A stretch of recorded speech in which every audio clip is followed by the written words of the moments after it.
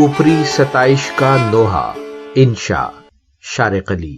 میں نے کیمبرج پہنچتے ہی اپنا سامان ہوٹل کے کمرے میں رکھا اور سیاحانہ چہل قدمی کا ارادہ لیے ہوٹل سے باہر نکل آیا۔ قدیم و جدید عمارتوں کا پروقار امتزاج لیے غیر مصروف سڑک میرے ساتھ ساتھ چلنے لگی۔ ابھی میں خنخوا اور کہر آلود شام کی اداسی اوڑھے کچھ ہی دور چلا ہوں گا کہ ایک خیال نے میرا کندھا تھپ تھپایا اور دھیمی سرگوشی میں کہا، نوحہ لکھو۔ انکہی اور اس خواب کا نوحہ کہ جنہیں نہ لفظ مل سکے اور نہ تعبیر، ان لمحوں کا نوحہ کہ جو روزمرہ کی بے رنگ وارداتیں سمیٹے بیت گئے لیکن کسی خوشگوار یا پرملال یاد کا حصہ نہ بن سکے۔ لکھی گئی ان زندہ اور روشن تحریروں کا نوحہ کہ جو اب لائبریری کے چپ چاپ گوشوں میں مجلد صفوں کی افسردگی اوڑھے پڑھنے والوں کا انتظار کرتی ہیں۔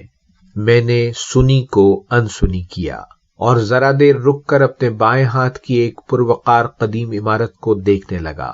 ہلکے سیاہی مائل چوڑے اور چوکور پتھروں سے تعمیر شدہ کئی صدیوں پرانی ایک پرشکوہ عمارت، اونچی دیواریں، ستون، محرابیں، قدیم لکڑی سے بنا قابل دید دروازہ اور منقش رنگین شیشوں سے آراستہ کھڑکیاں۔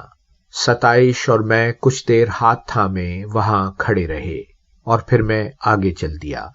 خیال نے پھر سرگوشی کی، سیل زمانہ سے ہارے ہوئے ان انگنت عام لوگوں کا نوحہ کہ جو زندگی کی مسافت سے ہو کر گزرے لیکن تاریخ عالم میں اب نہ کوئی نام ہے اور نہ کوئی نشان۔ میرے قدم تیز ہو گئے، رکے تو میرے سامنے ایک زیر تعمیر نئی عمارت کی بنیادیں تھیں، بڑے سے پلاٹ میں بہت گہری کھودی ہوئی بنیادیں، لوہے کے جنگلوں کا بچھا ہوا آہنی جال اور انہیں مضبوطی سے تھامے کانکریٹ بلاکس، توانائی، قوت اور پائیداری کی علامت بنے۔ کچھ ہی دنوں میں یہ مضبوط بنیاد موجود ہونے کے باوجود ایک عالیشان عمارت کے نیچے دب کر نظروں سے اوجھل ہو جائے گی۔ بصارت کی اوپری ستائش محض پرشکو در و دیوار اور منقش شیشوں کو چوم سکے گی۔